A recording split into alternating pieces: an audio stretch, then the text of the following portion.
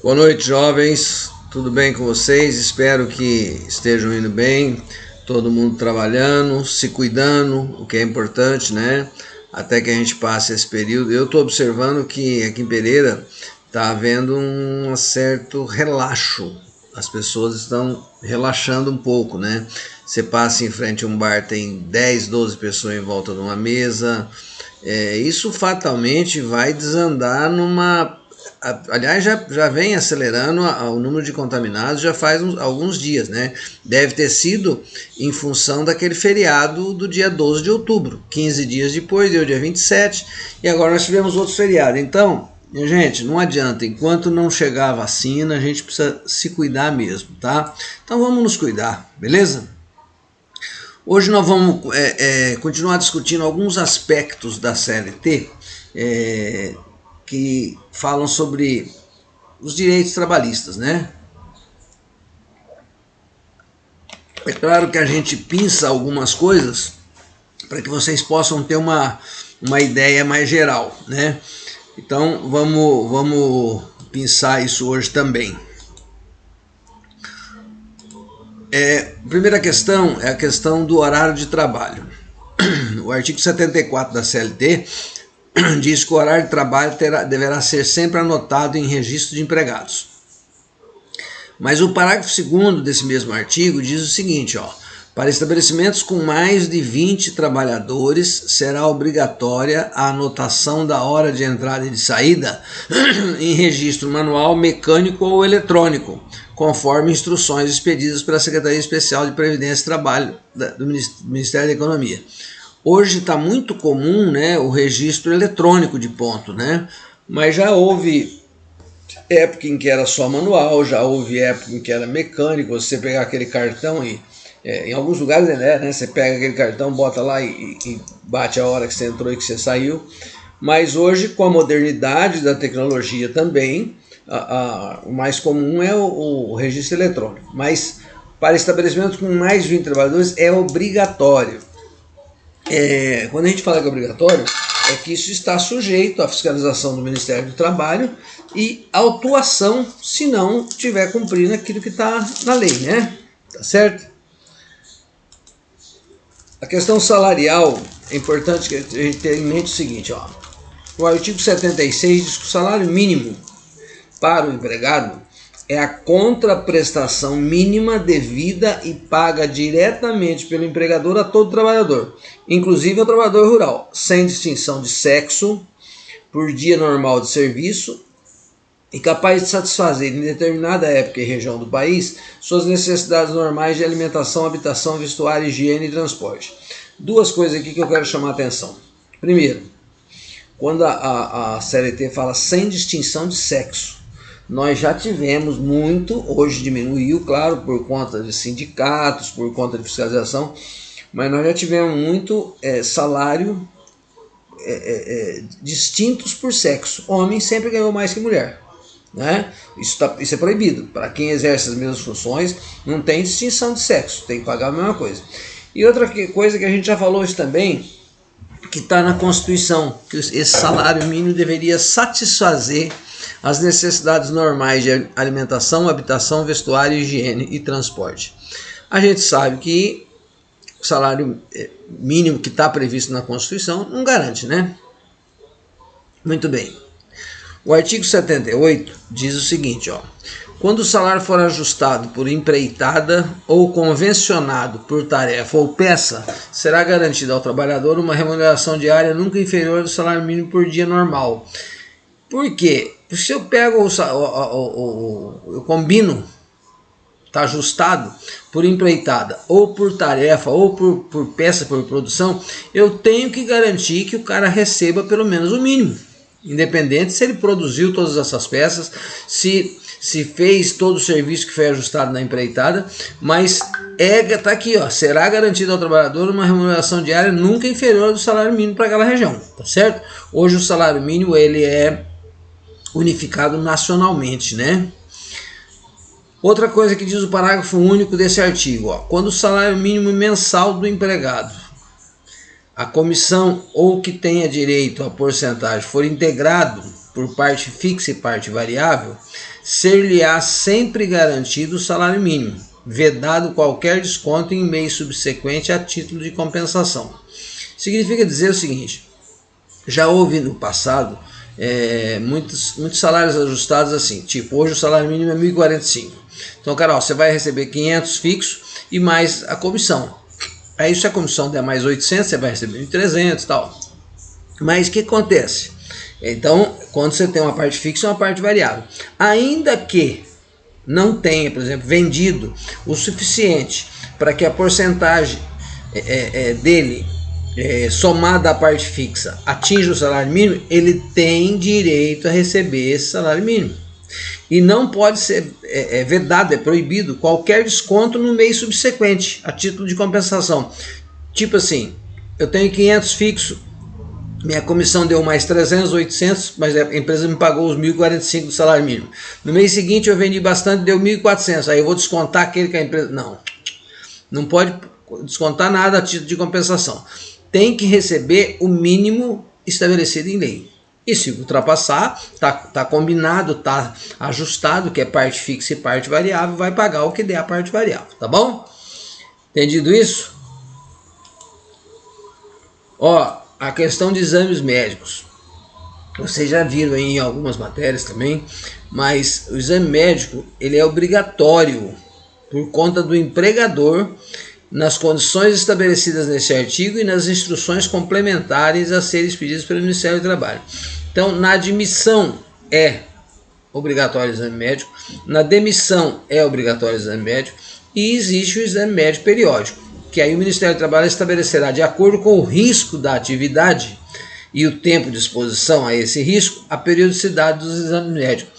Tem atividades, nós vamos ver depois numa outra aula, algumas atividades mais especiais que tem algumas coisas especiais. Existem atividades em que você precisa ter um exame médico mais frequente. Em outras você tem um exame médico mais distante. Eu me lembro que hoje, não sei como é que funciona, mas o Banco do Brasil obrigava os seus funcionários a fazer uma série de exames todo ano. A briografia, que é o raio-x pulmonar, e uma série de exames de sangue e tal, porque o bancário trabalha em ambiente fechado, né? E isso pode, uma série não se caminha, não... Conclusão, eles tinham essa preocupação e isso era levado muito a sério. Há empresas que relaxam um pouco com isso, mas não deve relaxar, porque você está mantendo a saúde física e mental dos seus funcionários, certo? Outra questão. Isso vocês gostam, né? Mas agora só no fim do ano, viu? Férias. O artigo 129 da CLT diz que todo empregado terá direito anualmente ao gozo de um período de férias sem prejuízo da remuneração. O artigo 130 diz o seguinte: após cada período de 12 meses de vigência do contrato de trabalho, o empregado terá direito a férias na seguinte proporção. Ele vai ter uma férias de 30 dias corridos quando não houver faltado ao serviço mais que 5 vezes. Ele vai ter umas férias de 24 dias corridos quando ele houver tido de 6 a 14 faltas. E ele vai ter 18 dias corridos se ele tiver tido de 15 a 23 faltas. E ele vai ter férias de 12 dias corridos quando houver tido de 24 a 32 faltas. E parágrafo 1º diz o seguinte: é vedado descontar do período de férias as faltas do empregado. Você não pode descontar. A lei já prevê quanto o cara vai ter de férias. O que acontece? Essas faltas são faltas nitidamente injustificadas, né? Não é a falta que você vai ao médico, ela está justificada por um atestado médico. Então isso não computa para efeito de reduzir o seu período de férias. São faltas nitidamente injustificadas, né? E outra coisa que a lei diz, o período de férias será computado para todos os efeitos como tempo de serviço. Então, se você, ao cabo de 3, 4 anos, você vai sair da empresa, as 3 férias que você gozou conta como período efetivo de serviço. para tudo. Recolhimento de fundo de garantia, tudo, tá certo? Então, o ideal, isso aqui é para não estimular, para desestimular o camarada a faltar no trabalho, né? O artigo 133 diz o seguinte: ó, não terá direito a férias o empregado que no curso do poder aquisitivo é sempre o ano em que ele trabalha. Ele tem o período aquisitivo e o período de gozo. Ele trabalha um ano e depois ele goza as férias. Então não faz jus às férias o empregado que no curso do período aquisitivo, ou seja, durante o ano, ele permaneça em gozo de licença com percepção de salário por mais que 30 dias, porque aí vai estar afastado, então ele não vai ter direito a férias. Deixar de trabalhar com percepção, recebendo salário, por mais de 30 dias em virtude de paralisação parcial ou total do serviço da empresa. Por alguma razão a empresa paralisa o serviço e o cara fica sem trabalhar, mas recebendo. Então ele não vai ter direito a férias, tá? Nesse período aquisitivo. E se ele tiver recebido da Previdência Social prestações de acidente de trabalho ou de auxílio-doença por mais de 6 meses. Se o cara ficar afastado por auxílio-doença um período menor, ele faz jus, mas se ele estiver afastado por mais de 6 meses, ele não vai fazer jus a férias, tá certo?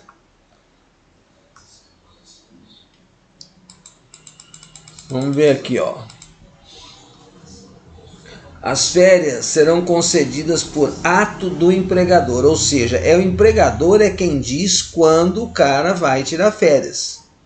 Claro que existe ajustes quando a empresa permite que as pessoas façam a escala e tudo mais, tá certo? Mas a lei diz o seguinte: as férias serão concedidas por ato do empregador em um só período nos 12 meses subsequentes à data em que o empregado tiver adquirido o direito. Então veja só, eu entro na empresa hoje, dia 9 de novembro de 2020.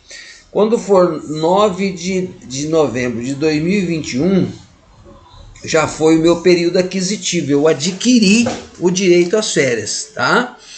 Essas férias deverão ser concedidas nos 12 meses subsequentes à data em que eu adquiri. Se eu adquiri o direito às férias em 9 de novembro de 2021, eu tenho que gozar essas férias até 9 de dezembro de 2022, tá certo? É um ano de período aquisitivo e depois eu tenho um ano para gozar. Agora, teve algumas alterações na CLT, que a gente já comentou sobre isso, né? E uma das alterações que teve na CLT é o seguinte, ó. Desde que haja concordância do empregado, as férias poderão ser usufruídas em até 3 períodos, sendo que um deles não poderá ser inferior a 14 dias corridos, e os demais não poderão ser inferiores a 5 dias corridos cada um. Foi aquela alteração de 2017 que mudou a CLT. Isso facilita a vida da empresa, às vezes facilita a vida do empregado, né? Então o cara pode ter essas férias em 3 períodos, desde que um dos períodos tenha que ser pelo menos de 14 dias, e os outros 2 tem que ser pelo menos 5 dias, tá? E tem uma outra coisa, ó, que é proibido, quando é vedado é proibido, o início das férias no período de 2 dias que antecede feriado ou dia de repouso semanal remunerado. Ou seja, domingo é dia de repouso semanal remunerado, minhas férias não podem começar na sexta-feira, certo? Nós vamos ter um feriado, dia 15 de novembro é feriado. Então, 2 dias antes não pode começar as minhas férias. Senão o cara já entra perdendo, né? Então é para garantir que o empregado goze o feriado para depois gozar as férias, certo? Opa, tem que subir muito ligeiro.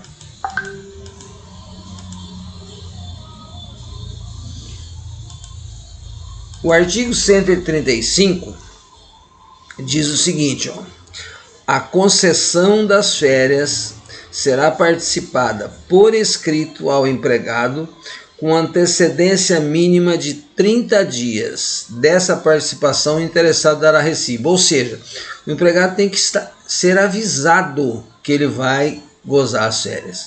Para não pegar o cara, para o cara poder se programar. Eu quero viajar, eu quero fazer aquilo, eu quero fazer isso, ajeitar com a família, com mulher e com filhos. Ó, vou sair tal dia de férias. Então, com antecedência de no mínimo 30 dias, ele tem que sair, ser avisado que ele vai sair de férias, inclusive dando recibo disso, tá?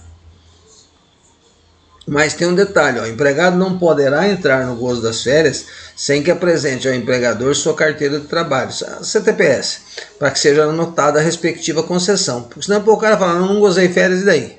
Então as férias precisam ser anotadas na carteira. Então, antes dele entrar de férias, ele tem que entregar a carteira para que a empresa faça a anotação. O artigo 136 diz que a época da concessão das férias será a que melhor consulte os interesses do empregador, não é do empregado. Ah, eu queria tirar férias em dezembro. Ah, você queria, mas para a empresa não é interessante em dezembro, eu preciso de você, você vai tirar férias só em fevereiro. Você tem que se sujeitar a isso, porque está na lei, tá? É claro que as empresas, elas procuram conciliar esses interesses, né? De tal forma, às vezes faz escala, o pessoal que tem mais tempo de empresa escolhe primeiro o mês que quer tirar férias. Tem empresa que já faz a escala do ano seguinte. Então, quem tira férias em dezembro esse ano, no ano seguinte não pode tirar em dezembro, para oportunizar, dar chance para que todos possam também tirar férias em dezembro, que é mês de festas e tudo mais, né? Mas a lei garante algumas questões, por exemplo. O empregado estudante menor de 18 anos terá direito a fazer coincidir suas férias com as férias escolares.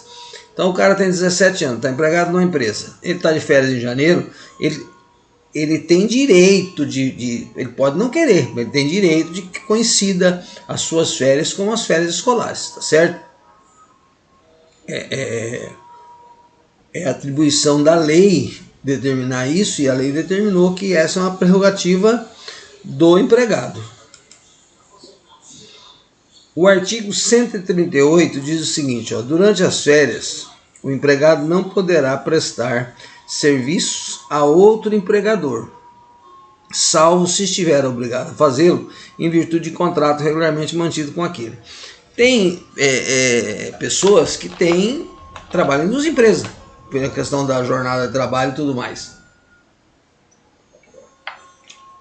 Mas se não for assim, o empregado não pode, tiro férias aqui para ir trabalhar em outro lugar. É claro que a gente vê isso acontecer com frequência, né? Sempre de forma assim, informal. Ah, eu estou fazendo bico, eu estou fazendo um serviço para você que eu estou de férias. Acontece, mas legalmente, regularmente, você não poderia prestar serviço a outro empregador. Claro que quando é de maneira informal, fica difícil você provar, né? O cara, por exemplo, supor que o cara seja eletricista. E é muito comum isso, né? O cara é eletricista de uma empresa. Ele sai de férias, ele tem o equipamento dele, tudo, ele vai fazer para serviço particular. Mas não pode trabalhar numa outra empresa de eletricidade, porque aí vai ter registro e tudo, né? Vocês sabem que é muito comum algumas empresas concederem férias coletivas, mas isso também está regulado na lei. O artigo 139 diz o seguinte, ó, poderão ser concedidas férias coletivas a todos os empregados de uma empresa ou de determinados estabelecimentos ou setores de uma empresa para a produção. Então, o pessoal da indústria, férias coletivas. Isso é muito comum. As montadoras de veículo faziam muito isso. Eles davam férias coletivas de dezembro para todo mundo, só ficava só aqueles setores essenciais para a empresa continuar lá aberta, né? Fiscalização, contabilidade, mas a parte produtiva, eu não sei, já comentei com vocês, eu dirigi a creche berçário Menino Jesus que tinha aqui em Pedreira durante mais de 20 anos. E aí eu instituí as férias coletivas lá. Por quê? Porque era comum que quando terminava o período escolar, as mães não mandavam mais as crianças para a creche, porque lá tinha escolinha também. Entrava no período escolar, ia um pingo, tipo 10% da quantidade de criança que nós tínhamos lá. E aí eu ficava com todo mundo lá sem fazer nada. E aí eu tinha dificuldade, porque eu trabalhava sempre com um número de funcionários reduzido, eu tinha dificuldade em conceder férias para todo mundo durante o ano. O que acontecia? Eu dava férias coletivas para todo mundo, e já as mães já sabiam que a partir do momento em que entrasse férias escolares, também a creche daria férias, e as crianças não iriam, porque ia sempre muito poucas crianças mesmo, né? Então a gente fez isso como forma de... isso é permitido, né? E essas férias coletivas podem ser gozadas em 2 períodos anuais, desde que nenhum deles seja inferior a 10 dias corridos. Eu não posso dar 25 e 5, mas eu posso dar 20 e 10, tá? E ó, o parágrafo 2º desse mesmo artigo, isso é em relação às férias coletivas ainda.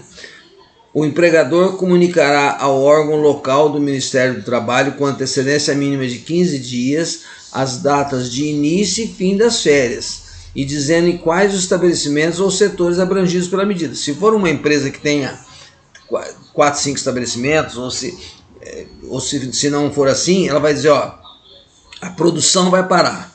Então vamos supor que seja uma fábrica de qualquer coisa. A produção vai parar, então a indústria vai parar, mas os outros setores, manutenção, almoxarifado, continua. Eu tenho que comunicar ao Ministério do Trabalho com pelo menos 15 dias de antecedência. E diz o artigo 140 que os empregados contratados há menos de 12 meses, eles vão gozar nessa oportunidade férias proporcionais, proporcional ao tempo que ele tem de serviço, né? E depois, e aí inicia um novo período aquisitivo, tá bom? Ó, se vocês forem ler a CLT, vocês vão ver que o capítulo 5º da CLT trata especificamente de segurança e medicina do trabalho, a partir do artigo 154. E ele vai abrangendo aí todas as normas, as NRs, né, a partir do artigo 154. Mas alguns, lá na frente, eu quero chamar a atenção. O artigo 189... quando fala das atividades que são insalubres, serão consideradas atividades ou operações insalubres, quais são? Aquelas que pela natureza, condições ou métodos de trabalho expõem os empregados a agentes nocivos à saúde acima dos limites de tolerância fixados em razão da natureza, da intensidade do agente e do tempo de exposição. Claro que isso tudo está previsto em normativo, né? Quais são os agentes nocivos, acima de que limite de tolerância eles passam a ser insalubres, tá certo? Tudo isso está previsto, mas a CLT prevê que essas atividades serão consideradas insalubres, tá certo? E o Ministério do Trabalho aprovará o quadro das atividades e operações insalubres e adotará normas sobre os critérios de caracterizar essa insalubridade. Também o Ministério aqui diz quais são os limites de tolerância aos agentes agressivos, os meios de proteção e o tempo máximo de exposição do empregado a esses agentes. Então o cara trabalha 8 horas por dia com exposição, ele vai dizer quanto tempo ele tem vai dizer qual é a insalubridade que ele tem, né? Essa questão da insalubridade é muito séria pela consciência das pessoas, sabe? Eu reputo que o problema maior é da consciência das pessoas. O que acontece? O funcionário, estou dizendo isso que via de regra, não é todo mundo, mas é bem comum. O funcionário prefere receber um adicional de insalubridade do que ter a insalubridade eliminada. Sabe, na verdade ele devia preferir que essa insalubridade fosse eliminada, mas não, ele prefere receber o adicional de insalubridade. Então o artigo lá no 191 diz o seguinte, ó, a eliminação ou neutralização da insalubridade vai ocorrer quando? Quando adotar medidas que conservem o ambiente de trabalho dentro dos limites de tolerância. Não, eu pus filtro, eu pus isso, eu neutralizei. Equipamento de EPI, eu neutralizei.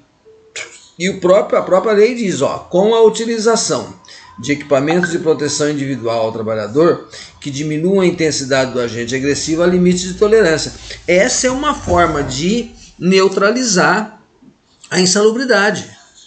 Mas vocês sabem tão bem quanto eu, não sei se algum de vocês no trabalho recebe insalubridade, mas o camarada prefere receber lá o adicional de insalubridade do que ter essa insalubridade neutralizada ou eliminada. E aí a lei diz o seguinte, que caberá às delegacias regionais de trabalho, comprovada a insalubridade, notificar as empresas, estipulando prazos para sua eliminação ou neutralização na forma desse artigo, tá? E é muito comum que, mesmo tendo como neutralizar, o funcionário não queira. Aí que é o problema, né? O artigo 192 diz o seguinte: o exercício de trabalho em condições insalubres, acima dos limites de tolerância, até dentro daqueles limites normal, assegura a percepção de adicional, respectivamente, de 40%, 20% e 10% do salário mínimo da região, segundo se classifiquem nos graus máximo, médio e mínimo. O cara chega a torcer para que seja classificado como grau máximo, para ele receber os 40%. Não, pelo contrário, ele tinha que torcer para que eliminasse essa insalubridade, para ele não ter que trabalhar em exposição à insalubridade, tá certo? O artigo 193 diz que são consideradas atividades isso aqui com relação às atividades e operações perigosas. São consideradas atividades ou operações perigosas na forma da regulamentação aprovada pelo Ministério do Trabalho e Emprego, aquelas que por sua natureza ou método de trabalho impliquem risco acentuado em virtude de exposição permanente do trabalhador a algumas coisas. O cara que está permanentemente exposto a inflamáveis, explosivos ou energia elétrica. Então, quem trabalha em posto de gasolina recebe adicional de periculosidade. Quem está permanentemente exposto a roubos e outra espécie de violência física nas atividades profissionais de segurança pessoal ou patrimonial. Quem trabalha com segurança patrimonial, por exemplo, né? E o trabalho em condições de periculosidade assegura ao empregado um adicional de 30% sobre o salário, sem os acréscimos resultantes de gratificações, prêmio ou participações no lucro. Vamos supor, você tem um salário lá de 1.500 conto, depois você vai ter mais gratificação, mais prêmio, isso não conta para você calcular os 30%. É 30% sobre o salário base, tá? O empregado poderá optar pelo adicional de insalubridade que porventura lhe seja devido. Se o cara trabalha em condições insalubres e de periculosidade, ele pode fazer a opção pelo adicional de insalubridade, se isso for mais interessante para ele, né? E a lei ainda diz o seguinte, serão descontados ou compensados do adicional outros da mesma natureza, eventualmente já concedidos ao vigilante por meio de acordo coletivo. Se houver acordo coletivo que permita isso, ele não pode ser cumulativo. Ah, não, o acordo coletivo deu, a CLT dá. Não vai somando, vai ser compensado, tá? E tem uma coisa, são consideradas perigosas as atividades de trabalhador em motocicleta. Então, quem trabalha forçosamente com motocicleta é uma atividade perigosa. Agora aí eu fico pensando, vocês já viram os motoboys? Eu falo com o motoboy, pelo menos os que eu vejo aqui em Pereira, eles acabam tornando a atividade deles mais perigosa por agirem de forma incorreta, né? Eu já vi os caras passar a milhão, não tem necessidade disso não, gente. Você pega o cara que vai entregar a cerveja da conveniência, se ele demorar 3 minutos a mais, e 3 minutos de moto você vai longe pra caramba. Se ele demorar 3 minutos a mais, não dá tempo da cerveja esquentar não. É que os caras abusam mesmo, sabe? Aí quando sofre um acidente, fala, coitado, tava trabalhando. Mas fez cagada. Então não tem necessidade de fazer essa cagada. Você pode, eu já tenho agora tem umas motos com caçamba atrás, que ela é tipo um triciclo, né, com duas rodinhas, aquela, o mercado tem essas coisas. Eu já alertei um gerente de mercado, falei, olha, vai ter um acidente já já, e isso vai gerar problemas para a empresa, porque isso vai ser considerado um acidente de trabalho.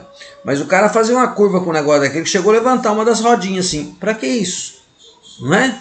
Não tem necessidade disso não. Então, são as coisas, a lei que te garante alguma coisa, não quer dizer que você tenha que lutar. A lei te garante que você tem que ter o seu risco a uma situação insalubre amenizado ou extinguido. Você prefere trabalhar na situação de insalubridade para receber o adicional? Está errado. Você prefere trabalhar numa situação, quer dizer, já é considerada atividade perigosa você trabalhar de moto.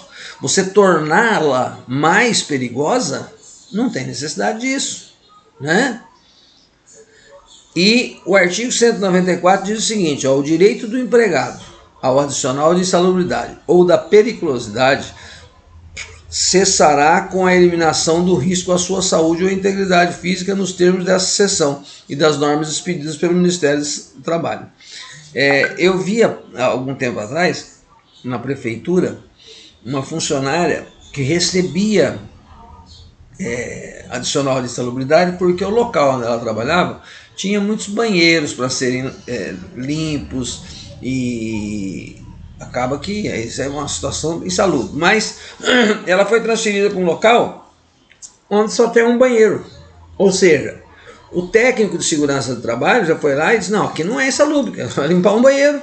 Né? O tempo vai ficar exposto muito menos tempo e tudo mais.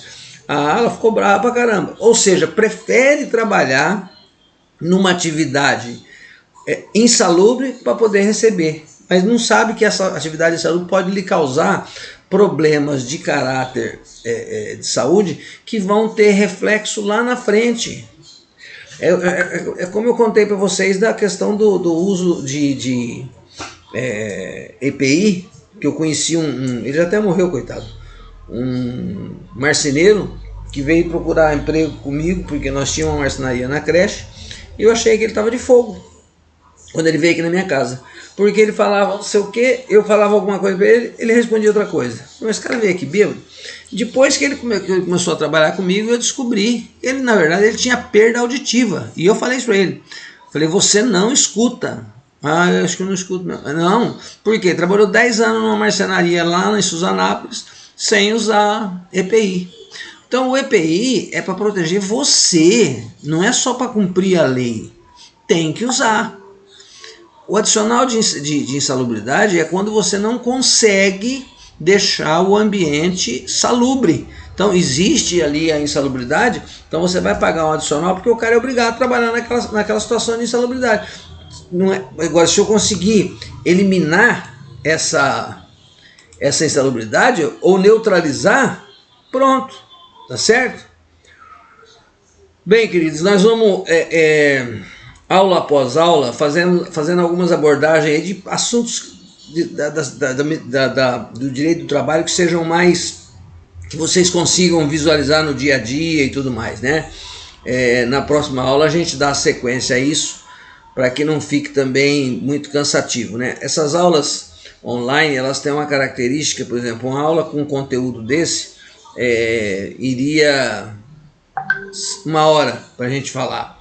Aqui, como não tem interrupção, eu não paro de falar para fazer uma piada, porque eu não estou vendo vocês e tudo mais, então a aula caminha com muito mais rapidez, tá bom? Fiquem na boa, tenham uma boa noite, uma boa semana, beleza? Beijo a todos.